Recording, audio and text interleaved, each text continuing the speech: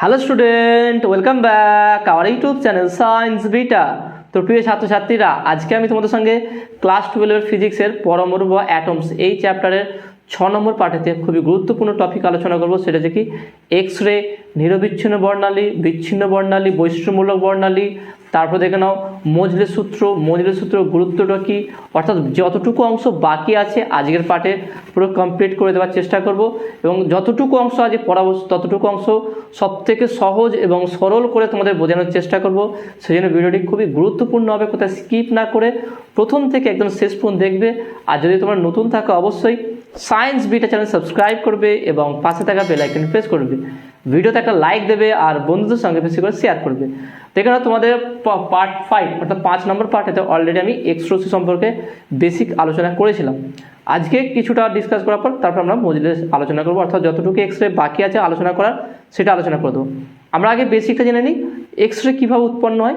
X ray উৎপন্ন হচ্ছে উত্তপ্ত ফিলামেন্ট থেকে বা ক্যাথোড রে, ক্যাথোড রশ্মি বা ইলেকট্রনের স্রোত যদি কোনো কঠিন বস্তু যেমন তামা, লোহা, টাংস্টেন বা নিকেল এই সমস্ত কঠিন পদার্থের উপর যদি আঘাত করে সেখান থেকে যে ফোটন কণা আকারে নিঃসৃত হয় তাকে আমরা বলি কি এক্স রে। অর্থাৎ আমি তোমাদের এক্সাম্পল সরে বলছি, দেখে নাও। ধরলাম এটা হচ্ছে কোনো একটা কঠিন বস্তু আছে, এখান থেকে হচ্ছে কি আমার ক্যাথোড রে এখানে গেছে, এটা হচ্ছে কি ক্যাথোড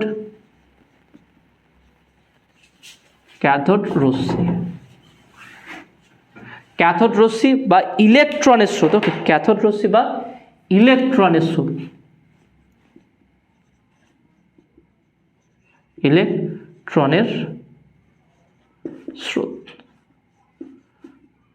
যেইভাবে বলছি সেইভাবে একটু বোঝার চেষ্টা করো। আর সিম্পল বা স্টেপ বাই স্টেপ, কোনো কঠিন নেই। প্রথমে মন থেকে এটাও তুলে দাও যে আজকে যে বিষয়গুলো আলোচনা করো সেগুলো খুব কঠিন আছে, এটাও তুলে দাও।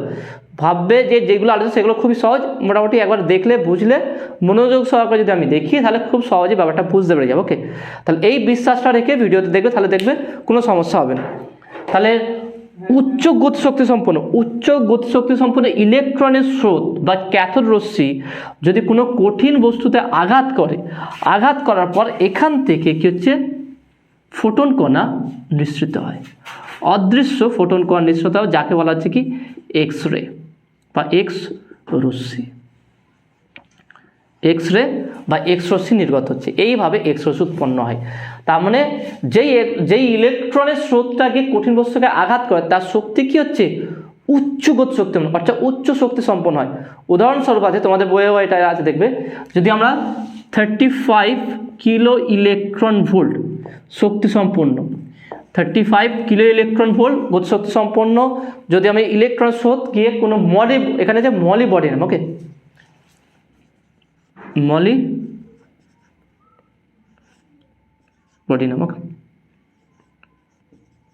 মলি বডি নাম যদি এরকম কোনো ধাতুতে যদি আঘাত করে সেখান থেকে যে রেখা বর্ণালী পাওয়া যাবে সেই রেখা বর্ণালীর চিত্রটা দেখে নাও।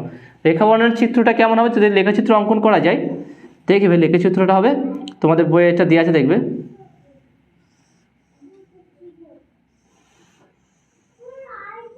ওকে এরকম টাইপের। বা আমি এখানটা একটু এঁকে দিচ্ছি, দেখে নাও ওখানটায়, এখানে পরিষ্কার করে আমি একটু এঁকে দিচ্ছি কারণ এই লেখচিত্রটা খুবই গুরুত্বপূর্ণ আছে।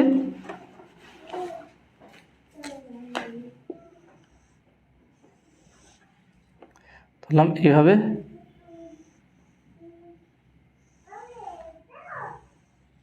ওকে এটা, তাহলে এই বর্ণালী পাওয়া যায়, বর্ণালী লেখচিত্র এটা পাওয়া যাবে।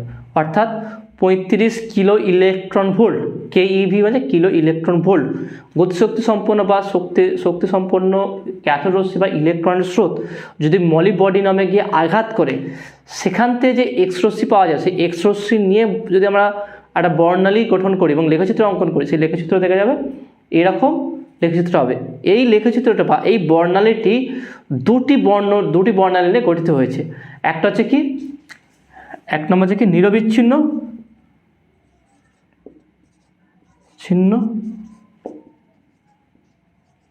বর্ণালী, আর একটা হচ্ছে কি বৈশিষ্ট্যমূলক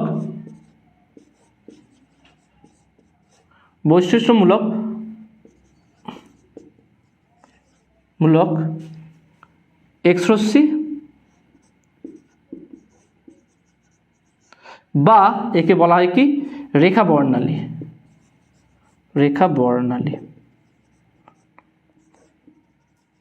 তাহলে এই অংশটা দেখে নাও, এই চিহ্নিত করা এই অংশটা এইটা হচ্ছে আমার কি নিরবিচ্ছিন্ন বর্ণালী বা কন্টিনিউয়াস স্পেকট্রাম। নিরবচ্ছিন্ন বর্ণালী। আর এখানে যে দুটো পিক দেখতে পাচ্ছি, এটা হচ্ছে কি এটার উজ্জ্বলতা একটু বেশি হয়, এই দুটো পিক। ওকে, এই দুটো পরে হচ্ছে কি বৈশিষ্ট্যমূলক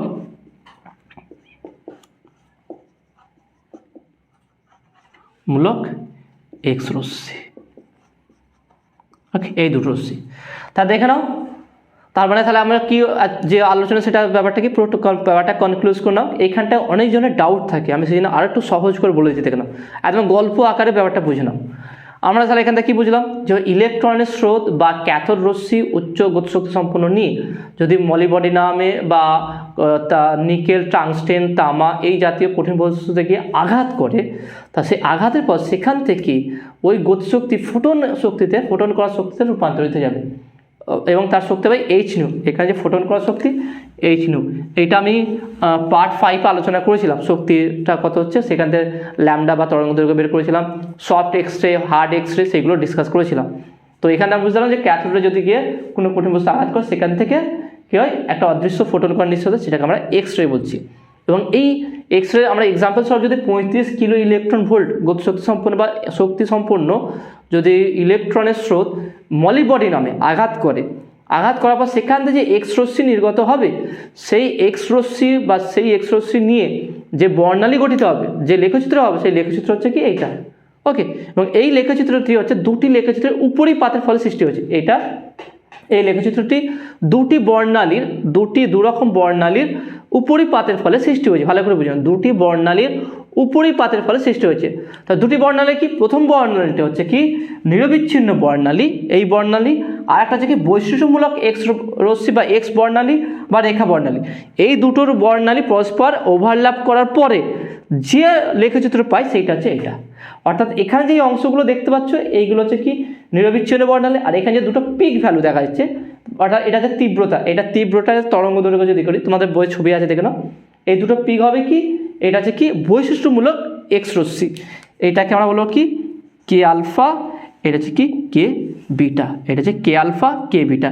কে আলফা কে বিটা কি এটা আমরা পরে আলোচনা করব।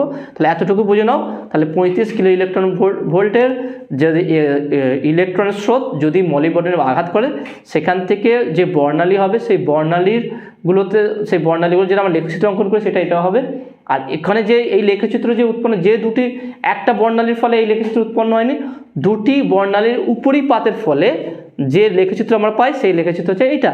এবং সেই দুটি বর্ণালী কি কি, একটা হচ্ছে নিরবিচ্ছিন্ন বর্ণালী আর একটা হচ্ছে বৈশিষ্ট্যমূলক এক্স বর্ণালী বা এক্স রশ্মি বা রেখা বর্ণালী। ওকে, এইটা এবার আমরা একটা পর একটা জানবো যে নিরবিচ্ছিন্ন বর্ণালীটা কি বা কন্টিনিউয়াস স্পেকট্রামটা কি আর বৈশিষ্ট্যমূলক এক্স রশ্মিটা কি সেইটাও বুঝবো। এই দুটো খুবই গুরুত্বপূর্ণ, এই দুটো আমাদের একটা বুঝে নিতে হবে। তার প্রথম যেটা আলোচনা করব সেটা হচ্ছে কি নিরবিচ্ছিন্ন বর্ণালী। একটার পর একটা যাব, প্রত্যেকটা বিষয় বলছি দেখে নাও, আমি ডিটেলসে আলোচনা করে দেবো যাতে করে তোমাদের সমস্যা নয়, কারণ এই জায়গাটা অনেক জায়গায় প্রবলেম হচ্ছে।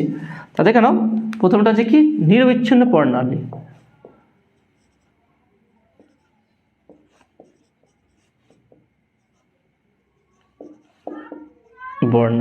ওকে, নিরবিচ্ছিন্ন বর্ণালী কি আমরা জানি, কোনো ইলেকট্রন যখন কোনো কঠিন বস্তুকে আঘাত করে সেখান থেকে তার পরমাণুর ভিতরে প্রবেশ করে দেয়। অর্থাৎ আমি যদি একটা পরমাণু আঁকি এখানটায়, ওকে, এই যে ইলেকট্রন, এখানে কক্ষপথ আছে, এগুলোতে ইলেকট্রন আবর্তন করে।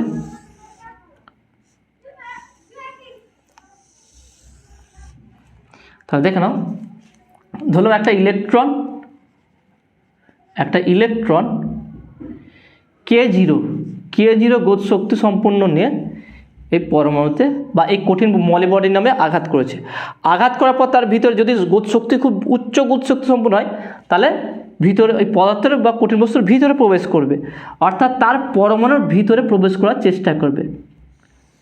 এটি এই ইলেকট্রনটি এই পরমাণুর ভিতরে প্রবেশ করার চেষ্টা করবে। ভালো করে দেখে নাও, আমার যে দেয়াল, ধরলাম একটা দেয়াল আছে, এর বাধা যতটুকু আছে তার থেকে বেশি শক্তি সম্পন্ন যদি হয় এই বস্তুটা, তাহলে এই দেয়ালকে ভেদ করে ভিতরে প্রবেশ করার চেষ্টা করে। যেমন কি বন্দুকের বুলেট যেমন হয়, যে গান ফায়ার করে বুলেটগুলো যেমন দেয়ালকে ভেদ করে কিছুটা ভিতরে চলে যায়, ঠিক সেরকম যার গতিশক্তি বেশি ততটা ভিতরে পেনিট্রেট করবে, তার ভিতরে প্রবেশ করবে। তাহলে এখানে যদি ধরে নিই আমরা যে ধরলাম একটি ইলেকট্রন বা এমনি নর্মাল ক্যাথোড রশ্মিগুলো কী হচ্ছে, এক্স রশ্মি তৈরি করার সময় যে তাদের গতিশক্তি উচ্চ হলে তারা কঠিন বস্তুর একটু ভিতরে প্রবেশ করে যায়, অর্থাৎ কঠিন বস্তু পরমাণুতে গঠিত, তাহলে পরমাণুর ভিতরে প্রবেশ করার চেষ্টা করে। যে বাধা আছে তার থেকে যদি ইলেকট্রনের শক্তিটা বেশি হয় তাহলে ইলেকট্রন ভিতরে প্রবেশ করবে। তাহলে দেখেন আমি ধরলাম কি একটা K0 গতিশক্তি সম্পন্ন একটা ইলেকট্রন সে একটা পরমাণুর ভিতরে প্রবেশ করার চেষ্টা করছে। তা যত পরমাণুর ভিতরে প্রবেশ করতে চাইবে তত কী হবে, ইলেকট্রনের গতিশক্তি কী হবে, হ্রাস পাবে, তাই না? ইলেকট্রনের গতিশক্তি কী হবে, হ্রাস পাবে। ভালো করে একটা এক্সাম্পলে বুলেটের সঙ্গে মিলিয়ে নাও, যখন বুলেট ফায়ার করা এয়ার মিডিয়াম বা বায়ু মাধ্যমে, সেটা যেই স্পিডে যায়, যখনই কোনো কঠিন ভিতরে ঢুকে যায় তখন তার ব্রেকটা কী হয়, ধীরে ধীরে কমতে থাকে এবং মন্দনের সৃষ্টি হয়, শেষে বুলেটটা থেমে যায় বা আটকে যায় ওই জায়গাটায়। ঠিক একইভাবে ইলেকট্রনকে ওই বুলেটের মতো ভাবো, আর পরমাণুটাকে একটা ওই দেওয়াল, একটা বাধা ভাবো। তাহলে যখন ইলেকট্রন বা বুলেট যখন ফায়ার করা হবে, যখন ইলেকট্রন K0 গতিশক্তি নিয়ে যখন পরমাণুর ভিতরে প্রবেশ করবে, তাহলে যত ভিতরে প্রবেশ করবে তত এর গতিশক্তি হ্রাস পাবে। কারণ কি, পরমাণু কী করবে, এর নিউক্লিয়াস বাধা দেবে, বা এখানে যে ইলেকট্রন আছে, নিউক্লিয়াস নয়, এখানটায় যে ইলেকট্রনগুলো আছে, এখানে বিভিন্ন কক্ষপথে কী আছে, ইলেকট্রন আছে, তাই না? বিভিন্ন কক্ষপথে কি আছে, ইলেকট্রনগুলো আছে। তাহলে বিভিন্ন কক্ষপথে ইলেকট্রনগুলো আছে, সেই ইলেকট্রন নেগেটিভ, আর যেই ইলেকট্রন K0 গতিশক্তি নিয়ে আসছে সেটাও নেগেটিভ। তাহলে কি করবে, এই ইলেকট্রনগুলো এই K0 গতিশক্তি সম্পন্ন ইলেকট্রনকে বাধা দেবে, আসতে দেবে না। তার ফলে সেই জন্য ইলেকট্রন যত ভিতরের দিকে প্রবেশ করতে থাকবে তত এর গতিশক্তি কী হবে, হ্রাস পাবে। ইলেকট্রন পরমাণুর যত ভিতরে প্রবেশ করবে তত এর গতিশক্তি হ্রাস পাবে। দেখে না, একটা ইলেকট্রন যত ভিতরে ঢুকবে তত কি এর গতিশক্তি হ্রাস পাবে, তাই না? ধরলাম যে একটা জায়গা থেকে এখানে প্রবেশ করার ক্ষেত্রে ডেল্টা কে পরিমাণ শক্তি হ্রাস পেয়েছে। ওকে, ধরলাম কোনো পরমাণুর এখান থেকে এখানে আসতে, এই জায়গা থেকে এখানে আসতে ইলেকট্রনের ডেল্টা কে পরিমাণ শক্তি হ্রাস পেয়েছে। তাহলে পরবর্তী যেই শক্তি নেই ইলেকট্রন এখানটায় আসবে, সেটা কত হবে দেখে নাও। এই ছবিটা আমি তোমাদের আরেকটু ক্লিয়ার করে বলে দিচ্ছি, দেখে নাও। কোনো চিন্তার বিষয় নেই, কোনো জটিলতা থাকবে না, দেখে নাও, খুব সহজভাবেই তোমরা বুঝতে পেরে যাবে।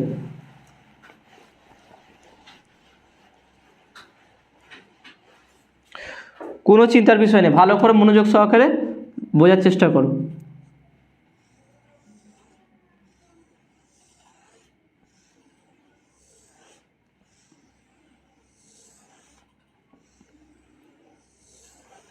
ওকে, এখানে দেখে নাও, আমি ধরলাম এখানে ইলেকট্রন আছে, ইলেকট্রনটা গতিশক্তি নিয়ে যাচ্ছে, K0 গতিশক্তি নিয়ে যাচ্ছে। ওকে, তাহলে এই ইলেকট্রন তাহলে এখানে ধরলাম প্রবেশ করলো, তা ধরলাম এখান থেকে যখন এই ভিতরে প্রবেশ করলো তার এখানটায় অবস্থা দেখেন, এখানে যখন K0 শক্তি থাকলো তাহলে এখানটা নিশ্চয়ই K0 থাকবে না, কিছুটা শক্তি কমবে, তখন এখান থেকে আবার এখানটায় এলেও গতিশক্তি কমবে। ধরলাম যে ইলেকট্রন প্রথম কক্ষপথ থেকে এই দ্বিতীয় কক্ষপথ যখন এখান থেকে এখানে আসবে তখন ডেল্টা কে পরিমাণ শক্তি হ্রাস করবে। ওকে, তাহলে এখানে যে শক্তি নিয়ে আসবে সেই শক্তিটা কি হচ্ছে, K0 মাইনাস ডেল্টা কে, এই শক্তি নিয়ে এখানটায় আসবে। তারপরে দেখে নাও, তারপরে এখান থেকে যখন এখানে আসবে তখন আবার শক্তি কমবে, তাহলে এইভাবে আবার এখানে যখন আসবে আবার শক্তি কমবে, এইভাবে ধীরে ধীরে কী হবে, তার শক্তি পুরোটাই হারিয়ে ফেলবে। তাহলে যেই প্রত্যেকটা দেখে নাও, এক একটা অরবিট থেকে আর একটা অরবিটে যখন যাবে, এখান থেকে যখন এখানে আসবে তখন শক্তি হ্রাস করবে। ধরলাম এক্ষেত্রে শক্তি হ্রাস করলো ডেল্টা কে, ওকে, বা ডেল্টা K1। আবার এখান থেকে এখানে যখন আসবে আবার ধরুন শক্তি হ্রাস করলো ডেল্টা K2। এখান থেকে যখন এখানে আসবে আবার ধরুন শক্তি হ্রাস করেছে ডেল্টা K3। এখান থেকে যখন এখানে আসবে আবার ধরুন শক্তি হ্রাস করেছে ডেল্টা K4। তাহলে এইগুলো হচ্ছে কি, ইলেকট্রন যত পরমাণুর ভিতরে ঢুকতে থাকবে তত সে শক্তি হ্রাস করতে থাকবে, তত তার শক্তি কী হবে, কমতে থাকবে, তাই না? একটা দেয়ালকে, একটা বুলেট যাচ্ছে একটা দেয়ালকে ভেদ করে, তার যত ভিতরে ঢুকবে তত শক্তি তো কমতে থাকবে, কারণ এখানে বাধা দেবে। তাহলে পরমাণু যদি ইলেকট্রনের পেনিট্রেশনকে বা ইলেকট্রন যে ভিতরে প্রবেশ করছে সেই প্রবেশ পথকে যদি বাধা দেয়, তাহলে এই গতিশীল বা K0 গতিশক্তি সম্পূর্ণ ইলেকট্রন তার গতিশক্তি ধীরে ধীরে কমতে থাকবে। তার ধরলাম যদি ডেল্টা কি প্রথমবার ট্রানজ্যাকশনে যদি ডেল্টা কে 1 পরিমাণ শক্তি হ্রাস পায়, তার যে পরিমাণ যেই হারে গতিশক্তির হ্রাস পাবে সেই গতিশক্তিটা মানে যেই গতিশক্তির হ্রাস পেল সেটা ফোটন শক্তিতে রূপান্তরিত হয়ে যাবে, অর্থাৎ ডেল্টা K1 = h নিউ। আর এইটাই হচ্ছে কি এক্স রশ্মি। আমরা যে এখানটা দেখছি যে এক্স রশ্মি বেরোচ্ছে, এই শুধু বেরোচ্ছে না, অ্যাকচুয়ালি এই কারণে বেরোচ্ছে। আমরা বলছি না কঠিন বস্তুকে ইলেকট্রন আঘাত করলো, আমার ফোটন কণা এক্স রশ্মি বেরিয়ে গেল। কী করে একটা কণা যাচ্ছে, আমরা শক্তি পাচ্ছি, কী করে হচ্ছে এটা? অ্যাকচুয়ালি ভিতরে ঘটে এইটা। তার মানে এই ইলেকট্রনের স্রোত দেখে নাও। তাহলে এই ইলেকট্রনের স্রোত, ধরলাম আমি একটা ইলেকট্রন ধরছি, ধরলাম একটা ইলেকট্রন যখন একটা কঠিন বস্তুকে আঘাত করবে উচ্চ গতিশক্তি সম্পূর্ণ নিয়ে, তা সে K0 গতিশক্তি নিয়ে পরমাণুর ভিতরে ঢুকছে, তাই না? পরমাণুর ভিতরে ঢুকছে, তা যত ভিতরে ঢুকবে তার গতিশক্তি ধীরে ধীরে কমবে। যেমন কি কোনো বলকে উপর দিকে ছুড়লে কী হচ্ছে, একসময় হাতে আসে, কারণ কি যত উপর দিকে ওঠে তার ভেলোসিটি কি কমতে থাকে, একটা চরম উচ্চতায় তার বেগ শূন্য হয়ে যায়। ঠিক একইভাবে যখন একটা ইলেকট্রন উচ্চ গতিশক্তি নিয়ে একটা পরমাণুর ভিতরে প্রবেশ করার চেষ্টা করে, তো যত ভিতরে প্রবেশ করতে থাকবে তত তার গতিশক্তি কমতে থাকবে।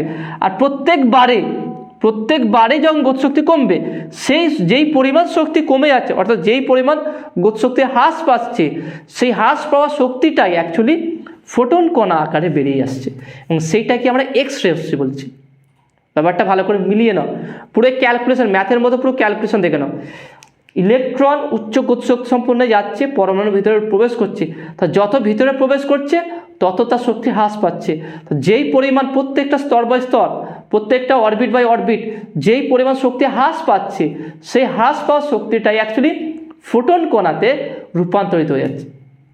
আর সেই ফোটন কণাকে আমরা এক্স রশ্মি বলছি। তাহলে এক সময় যখন ভিতরে একদম ধরলাম এমন একটা জায়গায় গেল, এমন গতিশক্তি এখানটায় এসে শেষ হয়ে গেল, তার মানে আর গতিশক্তি নেই, ইলেকট্রন আর ভিতরে প্রবেশ করতে পারবে না, তাই না? তাহলে এইটাই হচ্ছে ফোটন এক্স রশ্মি উৎপন্ন করে। তাহলে এখানে দেখে নাও, তাহলে আমি এখানে ব্যাপারটা পুরো ক্লিয়ার করে নাও আরেকবার করে। তাহলে কে ধরলাম একটা ইলেকট্রন K0 শক্তি নিয়ে যদি পরমাণুর ভিতরে প্রবেশ করে, তাহলে প্রত্যেকটা অরবিট বাই অরবিট ইলেকট্রন পরমাণুর ভিতরে যত ভিতরে প্রবেশ করতে থাকবে তত শক্তি হ্রাস পেতে থাকবে। তাহলে প্রত্যেক ক্ষেত্রেই তাহলে ভালো করে বুঝে নাও। তাহলে ধরলাম এখান থেকে যখন এখানে আসবে, ধরলাম K1 শক্তিটা K0 থেকে K1 হয়ে গেল, তাহলে এখানে যে শক্তি থাকবে এখানে তার থেকে শক্তি কম হবে, এখানে K2, কারণ কিছু পরিমাণ শক্তি হ্রাস পেয়েছে। আবার এখানে ধরো K3, এখানে K4, তাহলে অবশ্যই K0 > K1 > K2 > K3 বা K4। তাহলে সব থেকে গতিশক্তি এখানে বেশি হবে, এখানে সব থেকে কম হবে। ব্যাপারটা আরেকবার বলে দিচ্ছি, দেখে নাও। যখন বায়ু মাধ্যমে ছিল ইলেকট্রন তখন তার গতিশক্তি বেশি ছিল, যখন একটু ভিতরে প্রবেশ করলো কিছুটা শক্তির হ্রাস পেলো, তাহলে K0 থেকে K1 রূপান্তরিত হয়ে গেল, যেখানে K1 < K0, তাই না? এটা থেকে কম। এবং এখানে শক্তি কিছু হ্রাস পেলো, আবার এখান থেকে আবার ভিতরে ঢুকবে, আরও গতিশক্তি হ্রাস পাবে, তখন সেটা K2 রূপান্তর হয়ে যাবে, আবার K2 < K1। তাহলে এইভাবে আবার যখন যাবে আবার শক্তি হ্রাস পাবে, আরও শক্তি হ্রাস পাবে, শেষে ধরলাম 0 হয়ে যাবে, তাই না? তাহলে যত ভিতরে প্রবেশ করবে তত ইলেকট্রনের গতিশক্তি হ্রাস পাবে, এবং প্রত্যেক ক্ষেত্রে যেই পরিমাণ শক্তি হ্রাস পাবে সেই শক্তিটাই অ্যাকচুয়ালি ফোটন কণার শক্তি বা এক্স রশ্মি আকারে বাইরে নির্গত হয়ে যাবে। এবং এর ফলে আমি এখানে একটা ইলেকট্রন বলছি, তাহলে এর ফলে প্রত্যেকবারের শক্তির হ্রাস সমান হবে না, তার প্রত্যেকবার যে বর্ণালী বেরিয়ে যাবে সেই বর্ণালী প্রত্যেকটার ক্ষেত্রে সেম হবে না, তাই না? তাহলে সেখানে যে বর্ণালী পাবো সেইটাই বর্ণালী হচ্ছে নিরবিচ্ছিন্ন বর্ণালী। এবার নিরবিচ্ছিন্ন কেন বলছি, কারণ এটা তো প্রত্যেকটা আলাদা হচ্ছে, কিন্তু আমি এখানে বলছি একটা ইলেকট্রনের ক্ষেত্রে। তাহলে এখানে কিছুক্ষণ ইলেকট্রন মানে শক্তি ফোটন কণা বেরোবে, তারপরে এক্ষেত্রে ফোটন কণা বেরোবে, এক্ষেত্রে ফোটন কণা বেরোবে, এটা হচ্ছে একটা ইলেকট্রনের ক্ষেত্রে। কিন্তু এখানে আমি বলছি কি ইলেকট্রনের স্রোত, একটা ইলেকট্রন নয়, ইলেকট্রনের স্রোত। তাহলে ইলেকট্রনের স্রোত যদি যায় তাহলে সেখানে কন্টিনিউয়াস একটা আমরা বর্ণালী পাবো। তাহলে নিরবিচ্ছিন্ন বর্ণালী কখন হবে? যদি অজস্র ইলেকট্রনের স্রোত যদি পরমাণুর ভিতরে প্রবেশ করতে থাকে, তা সেখানে যে শক্তির হ্রাস হয় সেই শক্তির হ্রাস নিয়ে সেই শক্তির হ্রাসে ফোটন কণাতে রূপান্তর হয়ে যাবে, এবং সেই ফোটন কণার যে বর্ণালী পাওয়া যাবে সেই বর্ণালীটাকে আমরা বলছি কি নিরবিচ্ছিন্ন বর্ণালী, অর্থাৎ কন্টিনিউয়াস। এবার যদি একটা ইলেকট্রন হতো সেক্ষেত্রে আমরা এই লেখচিত্রের কিছুটা অংশ পেতাম, কিন্তু এখানে দেখানো একটা ইলেকট্রনের স্রোত আছে। তাহলে ইলেকট্রনের স্রোত থাকার জন্য পুরো বর্ণালীটাই গঠন করে। ওকে, তাহলে পুরো বিষয়টা আরেকবার ভালো করে বলেছি, দেখে নাও। যদি ইলেকট্রনের স্রোত কোনো পরমাণুর ভিতরে প্রবেশ করার চেষ্টা করে, তাহলে এই পরমাণুতে যে সমস্ত ইলেকট্রনগুলো আছে তার সঙ্গে সংঘর্ষ হবে, তার ফলে ইলেকট্রন ভিতরে প্রবেশ করার বাধা পাবে।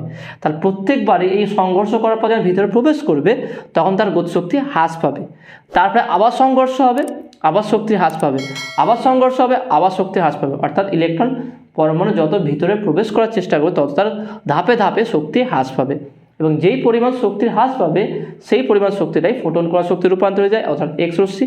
এবং এখানে এই এক্স রশ্মির যে বর্ণালী গঠন হবে সেই বর্ণালীটাই নিরবিচ্ছিন্ন বর্ণালী হবে। অর্থাৎ এখানে যে নিরবিচ্ছিন্ন বর্ণালী গঠন হয় এই ক্ষেত্রে গঠন হয়। ওকে, তো আশা করি তোমরা এটা বুঝতে পেরেছো। এবং এখান থেকে তোমরা কাট অফ ওয়েভলেন্থ বা তরঙ্গ দৈর্ঘ্য বের করতে পারো, বইয়ে দেওয়া আছে, তো খুবই সহজভাবে তোমরা সেটা করে নেব। আবার দেখো না, যদি একটি ইলেকট্রনের যে গতিশক্তি আছে সেই পুরোটা শক্তি যদি ফোটন কণাতে রূপান্তরিত হয়ে যায় পুরোটাই, অর্থাৎ আমার ভিতরে গেলে প্রথমবারেই পুরো জিরো হয়ে যাচ্ছে, পুরো গতিশক্তি শূন্য হয়ে যাচ্ছে, তার মানে পুরো শক্তিটাই কি হচ্ছে ফোটন কণায় রূপান্তর হয়েছে, সেক্ষেত্রে তাহলে সমীকরণটা কেমন হবে দেখো না। তাহলে আমি ধরি এখানে লিখে দিচ্ছি, ধরি k0 গতিশক্তি সম্পন্ন ইলেকট্রনের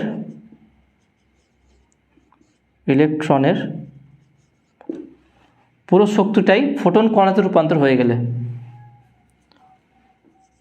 পুরো শক্তিটাই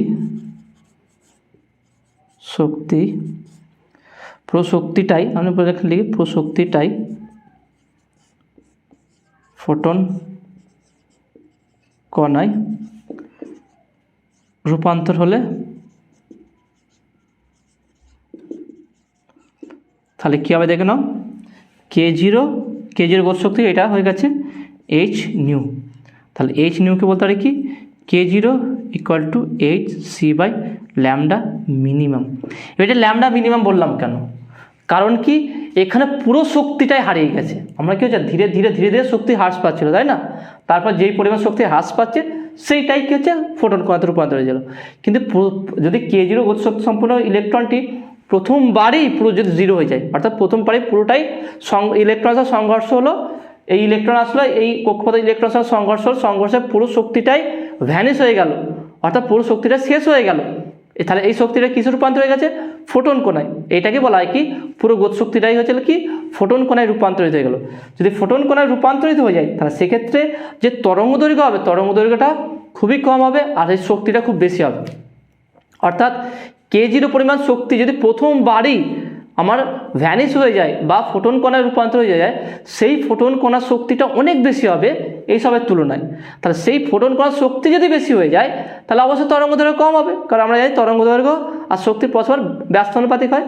ওকে, তাহলে ইনভার্সলি প্রপোর্শনাল হয়, সেই জন্য আমরা লিখলাম কি hc/ল্যামডা মিনিমাম। তাহলে এখান থেকে বলতে পারি যে lambda minimum equal to hc/k0। এইটাকে বলা হয় কাট অফ ওয়েভলেন্থ। এই ল্যামডা মিনিমামকে বলা হয় কি কাট অফ ওয়েভলেন্থ।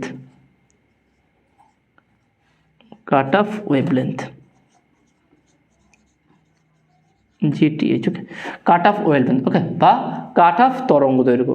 তাহলে দেখেন কাট অফ তরঙ্গ, এর থেকে আর কমে কিছু হয় না, ওকে, এর থেকে কমে কোনো তরঙ্গ দৈর্ঘ্য হবে না, এইটাই হচ্ছে কাট অফ।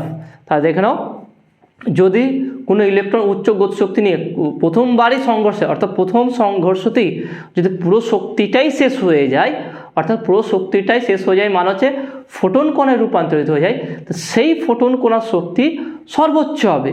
তা সর্বোচ্চ শক্তি হলে তার তরঙ্গদৈর্ঘ্য ন্যূনতম হবে, সর্বনিম্ন হবে। তা সর্বনিম্ন হলে তার সেই তরঙ্গদৈর্ঘ্য বলা কি কাট অফ ওয়েভলেন্থ। ওকে, তো আশা করি তোমরা এটা বুঝতে পেরেছো। নেক্সট যেটা আলোচনা করবো সেটা কি বৈশিষ্ট্যমূলক এক্স বর্ণালী। যেই কারণে এই পিকগুলো পাচ্ছি, এই পিকগুলো কেন পাচ্ছি সেটা আলোচনা করে দেব। বৈশিষ্ট্যমূলক এক্স বর্ণালী এটাও খুবই গুরুত্বপূর্ণ আছে। তাহলে বৈশিষ্ট্যমূলক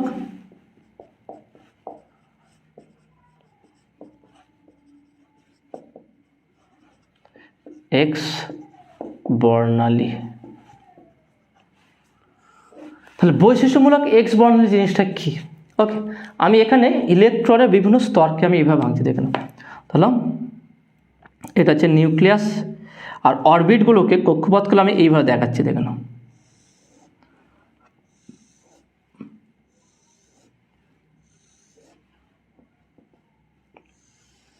ওকে, আমি এইগুলো কক্ষপথগুলো দেখাচ্ছি। আমরা বৃত্তাকার দেখিয়েছিলাম, তাই না? এবার নিউক্লিয়াস হয়, এইভাবে বৃত্তাকার দেখেছিলাম। আমি জাস্ট এইভাবে বোঝার সুবিধার জন্য আমরা এইভাবে করতে পারি। তাহলে এটা হচ্ছে কি কে কক্ষপথ, এটা এল, এটা এম, এটা এন। ওকে, এইবার ডট ডট করে একদম এন পর্যন্ত। ওকে, ইনফাইনাইট পর্যন্ত, ইনফাইনাইট পর্যন্ত। এটা N equal to 1 2 3 4 5 dot dot করে ইনফাইনাইট পর্যন্ত আছে। তাহলে ধরো দেখো না, তাহলে কোনো ইলেকট্রন যদি এল কক্ষপথ থেকে কে কক্ষপথে ট্রানজ্যাকশন হয়, দ্বিতীয় কক্ষপথ থেকে প্রথম কক্ষপথে আসে, তাহলে এখান থেকে যে রশ্মি বা যে বর্ণালী নির্গত হবে, যে রশ্মি নির্গত হবে সেটা হচ্ছে কি কে আলফা। কেন কে অরবিট আছে, কে আলফা বললাম কেন? কারণ কে কক্ষপথে সব থেকে 2 নম্বর থেকে 3 নম্বর 1 নম্বর দেয়, 2 নম্বর থেকে 1 নম্বর আসছে, অর্থাৎ কাছের একদম। এটা হচ্ছে আলফা, তারপরে বিটা, তারপরে গামা, এইভাবে হয়। তাহলে যেহেতু কে কক্ষপথে আসে সেই জন্য কে করলাম আলফা দিলাম, কেন 2 থেকে 1, 2 থেকে একদম কাছাকাছি। তাহলে কে আলফা। যদি 3 থেকে 1 আসে সেখানে যে তরঙ্গ নির্গত হবে সেখানটা হচ্ছে কি কে বিটা। দেখেন এইটা আমি আগেও বলেছিলাম, এটা নিউজ বোর্ডে যে পরমাণু শক্তি ইলেকট্রন একটা নির্দিষ্ট বা অনুমোদিত কক্ষপথ থেকে আর একটা অনুমোদিত কক্ষপথ জাম্প করলে সেখানে যে শক্তি নির্গত হয়, আমি এটা বলেছিলাম ফোটন কণা শক্তি। দুটো ক্ষেত্রেই দেখে নাও, দুটোর ক্ষেত্রে কিন্তু এইচ নিউ ফোটন কণা নির্গত হবে। আমি বলতে চাইছি যদি ইলেকট্রন দ্বিতীয় কক্ষপথ থেকে 1 নম্বর কক্ষপথে আসে জাম্প করে, তার শক্তি কী করবে? শক্তি বিকিরণ করবে। দেখো শক্তি হয় গ্রহণ করবে না বর্জন করবে। তাহলে উচ্চ কক্ষপথ থেকে নিম্ন কক্ষপথে যদি কোনো ইলেকট্রন আসে তার শক্তি কী করবে? সেখানে বিকিরণ করবে। আর নিম্ন কক্ষপথে উচ্চ কক্ষপথে গেলে শক্তি শোষণ করবে বা অ্যাবজর্ব করবে। এখানে কি হচ্ছে ইলেকট্রন 2 নম্বর কক্ষপথ থেকে 1 নম্বর কক্ষপথে আসছে, তা 2 নম্বর কক্ষপথ থেকে 1 নম্বর কক্ষপথে যদি ইলেকট্রন আসে সেক্ষেত্রে কী হবে? শক্তি বিকিরণ করবে। এবং এখানে যে ফোটন কণা বিকিরণ করবে, ওকে, এখানে যে ফোটন কণা শক্তি বিকিরণ করবে সেইটাকে বলছে কি কে আলফা, বা এই জন্য কে আলফার নাম হচ্ছে। দেখে নাও একটা জিনিস ভালো করে বুঝে নাও। 2 নম্বর কক্ষপথ থেকে 1 নম্বর কক্ষপথে ইলেকট্রন যদি আসে সেক্ষেত্রে যেই পরিমাণ শক্তি বর্জন করবে 3 নম্বর কক্ষপথ থেকে 1 নম্বর কক্ষপথে তার থেকে শক্তি বেশি বিকিরণ করবে না কম করবে? তাহলে অবভিয়াসলি বেশি। যত উচ্চ কক্ষপথ থেকে নিম্ন কক্ষপথে আসবে তত শক্তি বেশি বিকিরণ করবে। তাহলে অবশ্যই এখানটায় 2 থেকে 1 আসলে যেই পরিমাণ শক্তি বিকিরণ করবে 3 থেকে 1 আসলে তার থেকে বেশি শক্তি বিকিরণ করবে। সেই জন্য 2 থেকে 1 আসলে এটাকে কে আলফা বলে, 3 থেকে 1 আসলে এটাকে কে বিটা বলে। অনুরূপভাবে আমি আর একটা এক্সাম্পল দিতে পারি। যদি কোনো ইলেকট্রন 4 নম্বর কক্ষপথ থেকে 2 নম্বর কক্ষপথে আসে, তাহলে এখানে যে শক্তি বিকিরণ করবে সেটাকে বলো কি এল আলফা। এল আলফা কেন? একদম পরেরটা দেখে নাও, 2 নম্বর 4 নম্বর নয়, এটা 3 নম্বর থেকে। ওকে, 3 নম্বর থেকে। অর্থাৎ ইলেকট্রন যেই কক্ষপথে তার আগের কক্ষপথ থেকে তার পরে কক্ষপথে আসলে সেটা আলফা বলা হয়। অর্থাৎ দেখে নাও যদি 3 নম্বর কক্ষপথ থেকে ইলেকট্রন 2 নম্বর কক্ষপথে আসে, এটা এল কক্ষপথ, সেজন্য এল আলফা হয়েছে। আবার যদি ইলেকট্রন 4 নম্বর কক্ষপথ থেকে 2 নম্বরে আসবে, তাহলে এটা কি বলবো আমরা, দেখে নাও, এটাকে বলবো আমরা এল বিটা।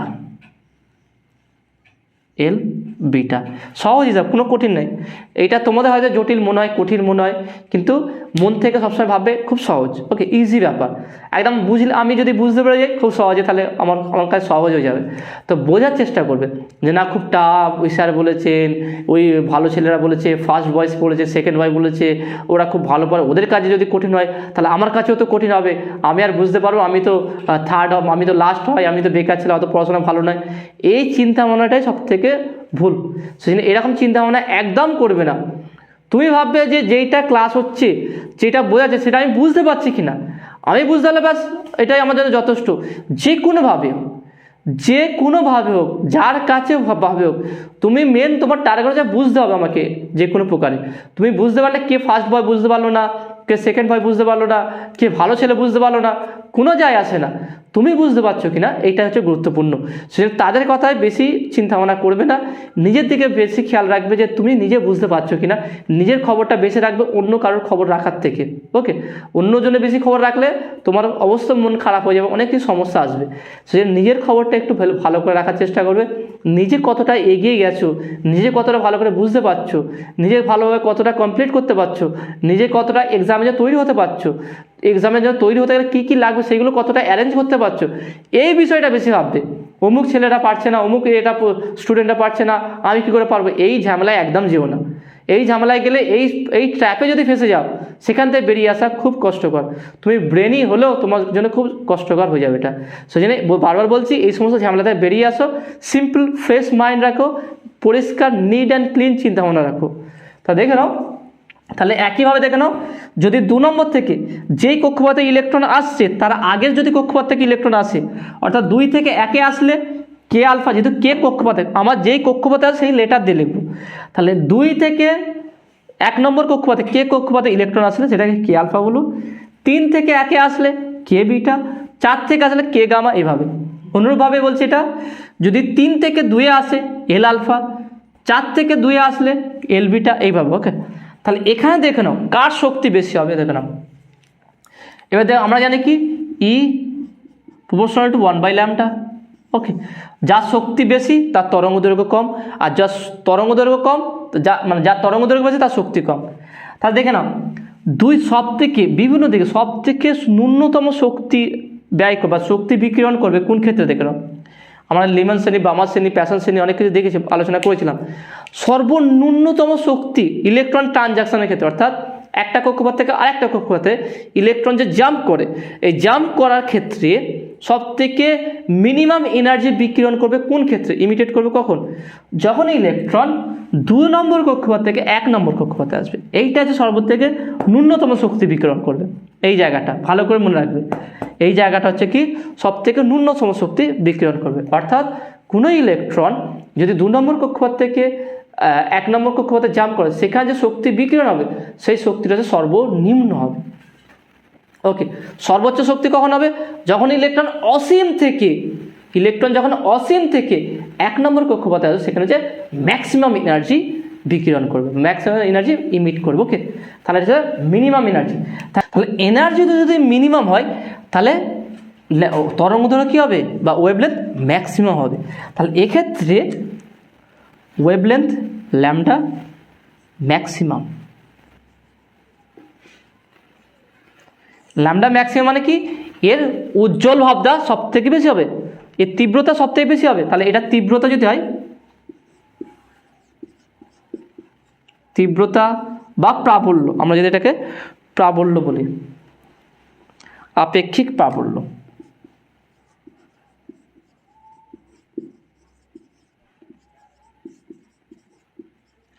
হচ্ছে কি ওয়েভলেন্থ। তাহলে প্রাবল্য কি হবে, কার সব থেকে বেশি হবে, কে আলফা।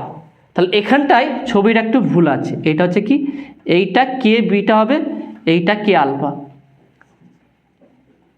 দেখলে লজিক্যালি, যদি তুমি শুধু মনে রাখো, এটা কিন্তু তুমি লজিক্যালি যখন ক্যালকুলেশন করবে অটোমেটিক তুমি কারেকশানটা করে নিতে হবে। সেই জন্য বারবার বলছি কনসেপ্টটা খুবই গুরুত্বপূর্ণ, কনসেপ্ট ক্লিয়ার থাকা একদম জরুরি, বিশেষ করে নিট আর জেইর জন্য। বিশেষ করে তোমরা এন্ট্রান্স এক্সামের জন্য চিন্তা ভাবনা করছো বা হায়ার স্টাডি যদি অনার্স নাও, সেক্ষেত্রেও কনসেপ্ট যদি তোমার ক্লিয়ার থাকে যে কোনো বিষয়ে, তাহলে খুব সহজেই সেটা করতে পারবে। শুধু সংজ্ঞা লেখা আছে, কিছু লেখা আছে, পড়ে নিলাম, সংজ্ঞা মুখস্থ করলাম, পরীক্ষা পাস করলাম, এইভাবে কিন্তু পড়লে হবে না। ওকে, বিশেষ করে ফিজিক্সটা এইভাবে হয় না। ফিজিক্সের জন্য একটু চিন্তা ভাবনা করবে প্রত্যেকটা জায়গায় কেন হলো, কি কারণে হলো, এটা কেন হলো, তবে তুমি বুঝতে পারবে।